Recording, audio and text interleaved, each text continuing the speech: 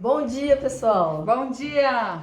Hoje eu tô aqui com a Maria Helena Calcanhoto, uma grande amiga que é super experiente em jejum, e aí ela vai explicar pra gente como foi a trajetória dela com o jejum, há quanto tempo ela faz, os benefícios do jejum, porque ela é uma adepta fiel ao jejum e eu estou me introduzindo no jejum há pouco tempo, então ela está me ensinando.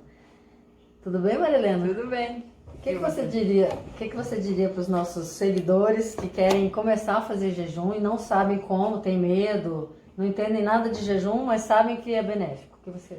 Bom, o primeiro passo é fazer uma mudança na alimentação, né? É uma reeducação alimentar.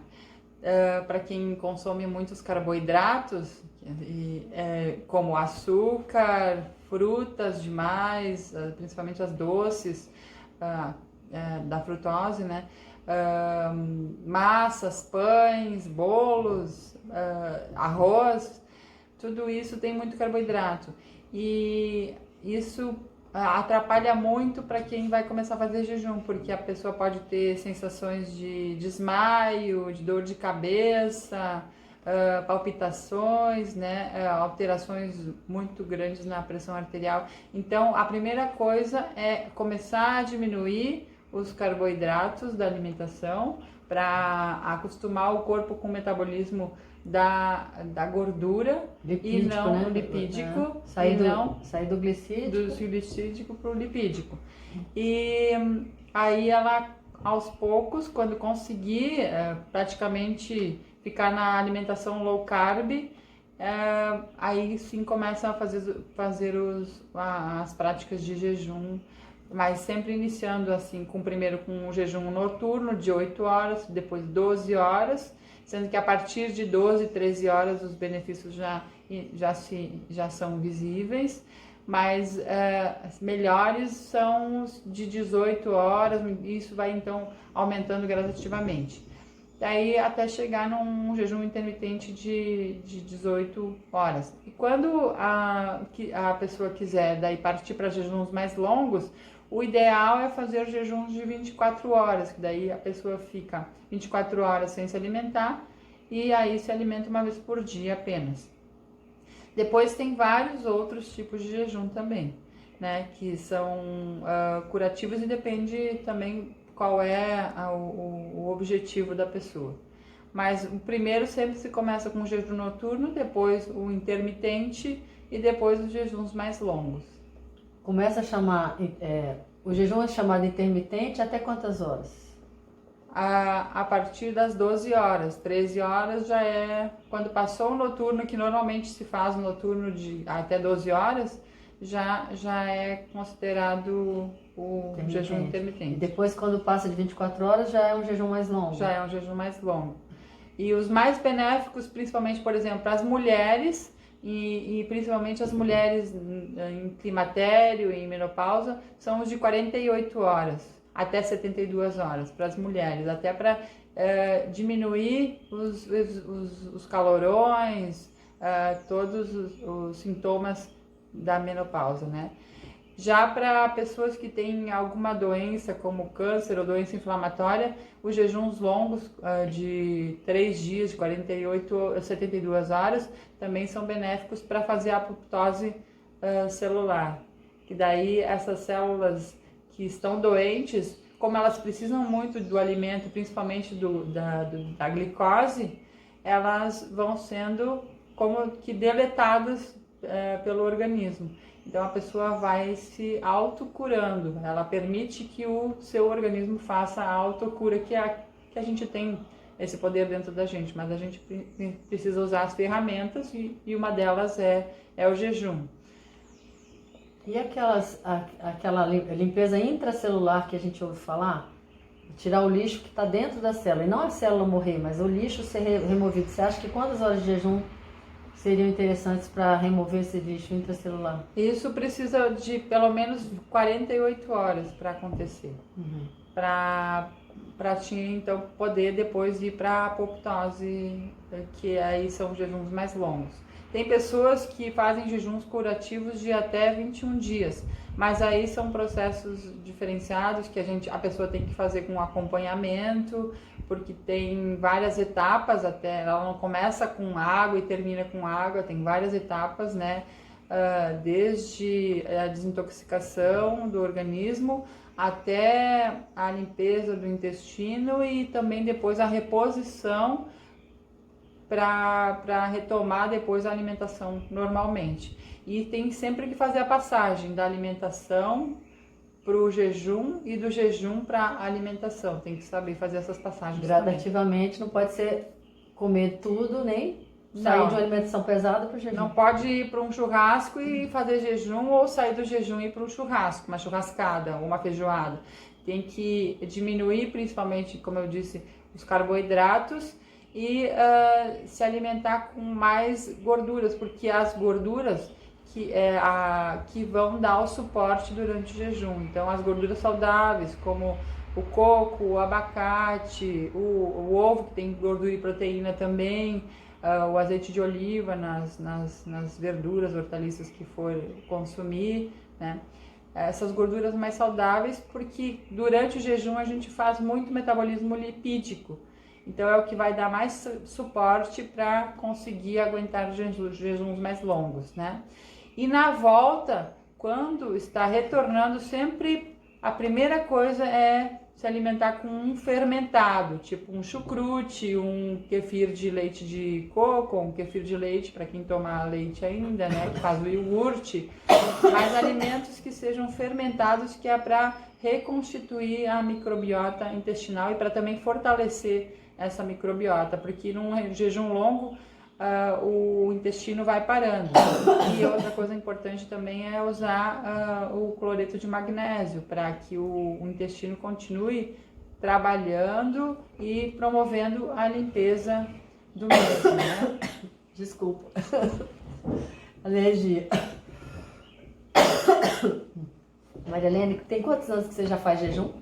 Eu comecei, tem mais ou menos 30 anos, né? Eu comecei assim, quando eu tinha 15 anos eu comecei a fazer uma dieta vegetariana e aí lá pelos 23 anos mais ou menos eu comecei a fazer os primeiros jejuns, né? De 3 dias, depois eu fui aumentando até chegar a 7 dias. Eu ainda não fiz mais que 7 dias, até porque eu não senti necessidade de fazer mais, mas eu tô me programando para agora, o ano que vem, fazer um jejum mais longo. O importante é a gente se adaptar aos poucos e se programar sempre quando vai fazer um jejum. Eu vou fazer um jejum de 24 horas, vou fazer um jejum de 48 horas.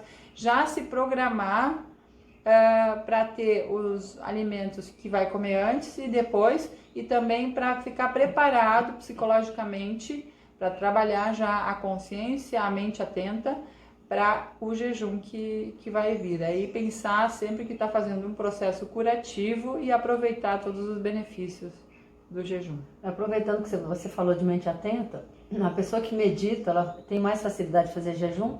Tanto a pessoa que medita tem mais facilidade para fazer jejum, como a pessoa que jejua tem mais facilidade de meditar e mais necessidade também. Então, o tempo em jejum, o tempo em meditação durante o jejum aumenta com muita facilidade, e até quando uma simples paradinha, tu já começa a entrar em processo de meditação. E até porque tu consegue ficar com a mente mais atenta, porque o teu processo digestivo não está mais acontecendo. Então, todas as tuas células estão dispersas, os teus neurônios estão mais ligados, e aí tu consegue trabalhar com o teu corpo de forma mais integrada e atenta.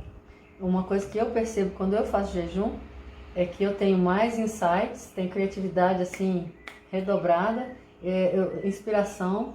Eu ouço uma música em outra língua, uma língua que eu já estudei, eu entendo tudo, em outro momento eu não entendi, então parece que a minha mente fica mais rápida. Fica mais rápida por esse processo também, porque teu organismo não está focado na digestão, na reparação dos órgãos, né?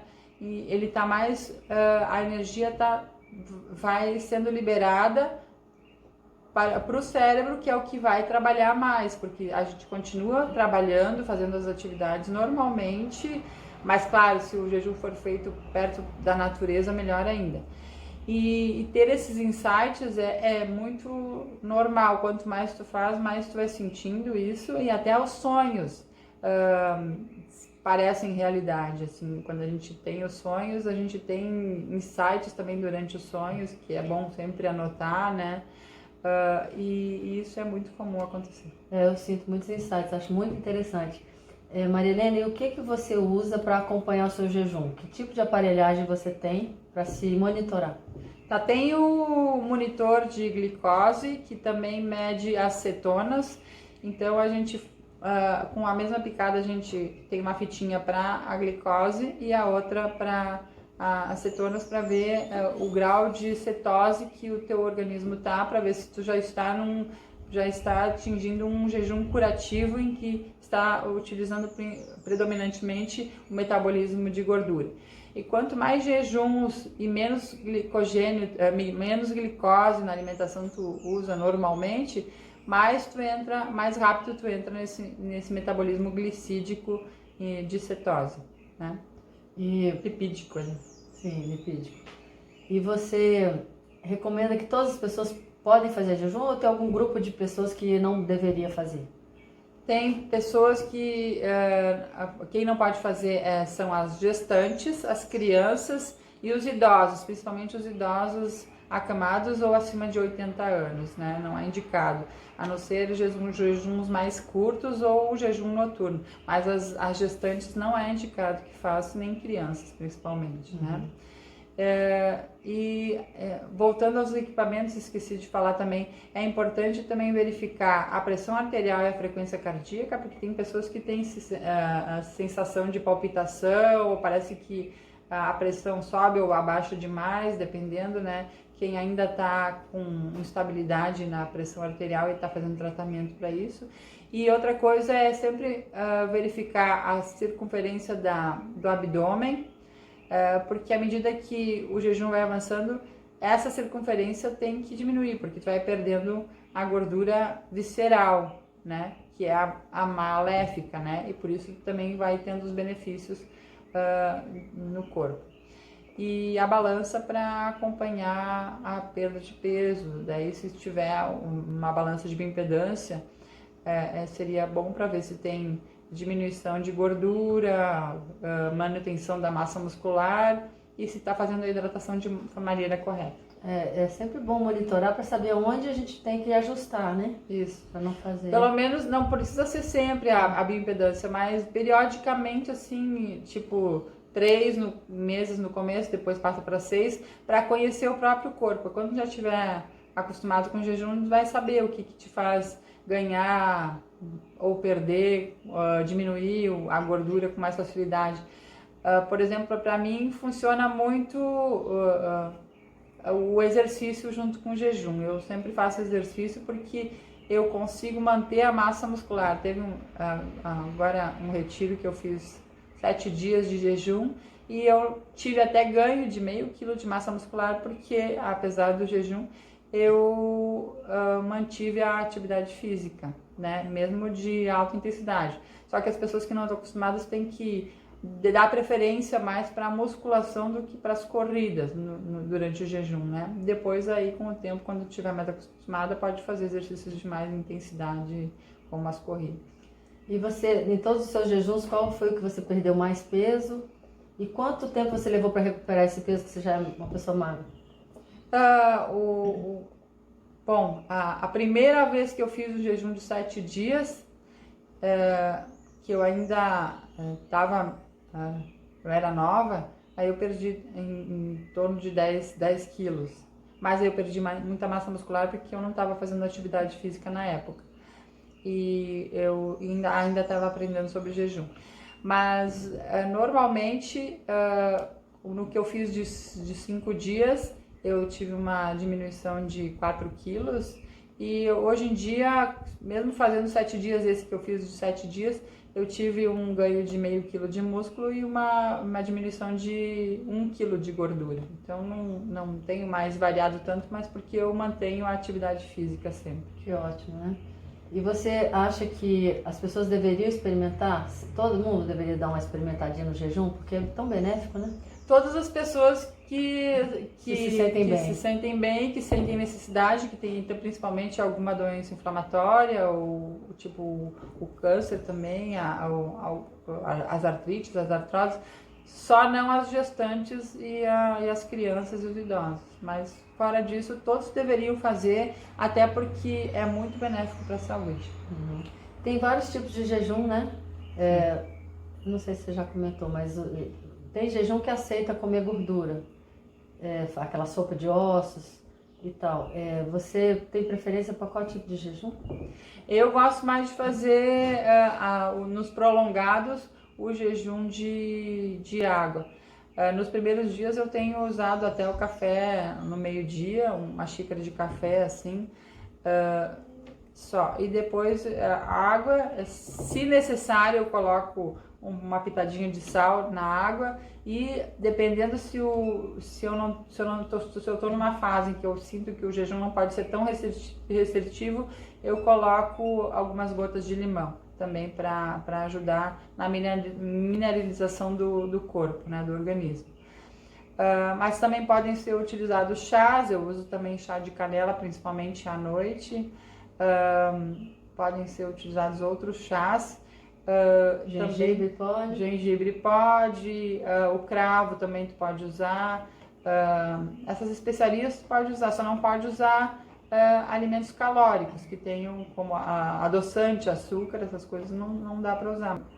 E tem o jejum cetogênico também, que são para as pessoas que estão iniciando e que não podem ficar muito tempo sem alimentação, ou que ainda não conseguem ficar muito tempo sem alimentação. Então elas podem tomar um café com gordura de coco, com óleo de coco, que ajuda bastante a manter os níveis de energia para o organismo, evitam a dor de cabeça também, para quem tem muita dor de cabeça ou até dor de estômago. Então esses jejuns que podem ser utilizados, em que a gordura pode ser utilizada, que daí a gente chama de jejum cetogênico, né? O Jason Fung até defende sopa de legumes, né, durante o jejum?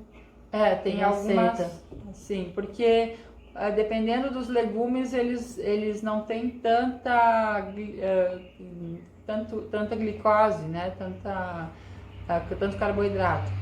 E como eles têm muitas fibras, eles ajudam a promover a limpeza do intestino e também refazer a flora intestinal. Principalmente para as pessoas que têm obesidade e precisam perder muito peso de gordura. E entre os suplementos que a gente toma, ômega 3, cloreto de magnésio, vitaminas, quais a gente pode usar durante o jejum e quais a gente não deveria usar? Bom, os aminoácidos, né, que geralmente se utilizam no treino, não devem ser utilizados, mas tem um adendo, assim, pessoas que estão desnutridas ou que gostam de fazer jejum, ou pessoas que têm dificuldade para ganhar massa muscular, elas podem fazer um jejum mantendo o aminoácido para não perder massa muscular, porque é muito importante não ter a perda de massa muscular. E tem pessoas que têm muito mais facilidade de perder massa muscular, então elas podem só usar o aminoácido. Pré ou pós-treino? Não, independente de treinar ou não, ela pode usar. Usa durante, para não perder. Para não perder massa muscular, mas se for treinar naquele dia, toma pós-treino, né? E também o ômega 3, por exemplo. Os outros, o ômega 3 não pode ser utilizado, porque ele tem gordura, né? A não ser que seja um jejum cetogênico. O cloreto de magnésio pode ser utilizado, mas os outros suplementos como as vitaminas não devem ser utilizadas, né? Mas agora o pool de aminoácidos de lactobacilos pode ser utilizado, o pool de lactobacilos, até para estimular o intestino a continuar trabalhando. Mas os polivitamínicos ou multivitamínicos, geralmente os suplementos que têm gordura, como a vitamina D, com H2 e também a B12 não são utilizados durante o jejum, né? Agora, quanto mais depurativo e mais acostumada a pessoa está com jejum, ela pode ficar só com água até. Tem alguns jejuns, que a gente estava falando antes dos tipos de jejum, que usam outras coisas, como por exemplo o jejum seco. A pessoa fica 24 horas, normalmente não mais que isso, sem consumir água, mas nem tomar banho, nem tocar na água. Então tem que ser um dia em que ela fique em casa, mas ela já tem que estar acostumada com o jejum, porque pode dar dor de cabeça e outras reações.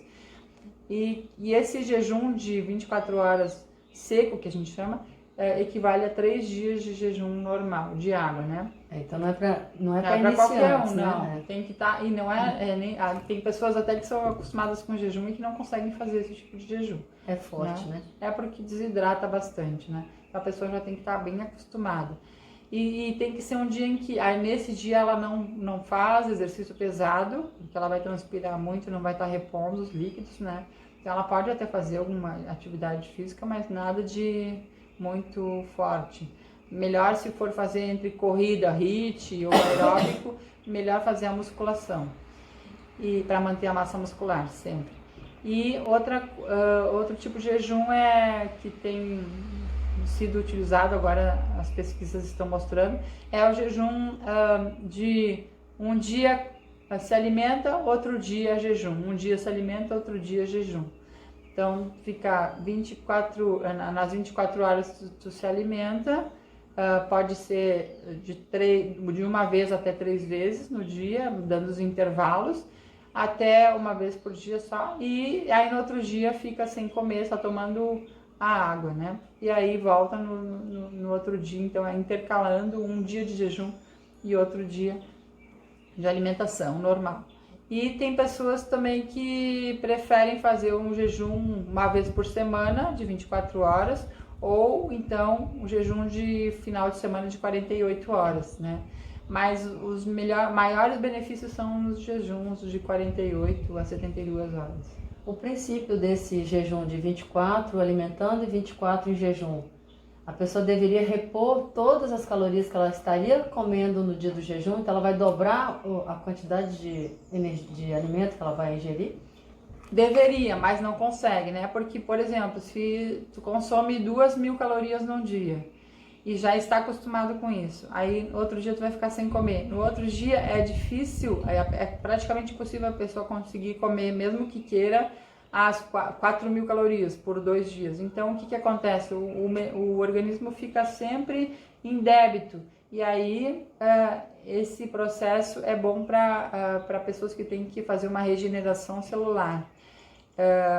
Principalmente na cura de doenças mais graves como o câncer.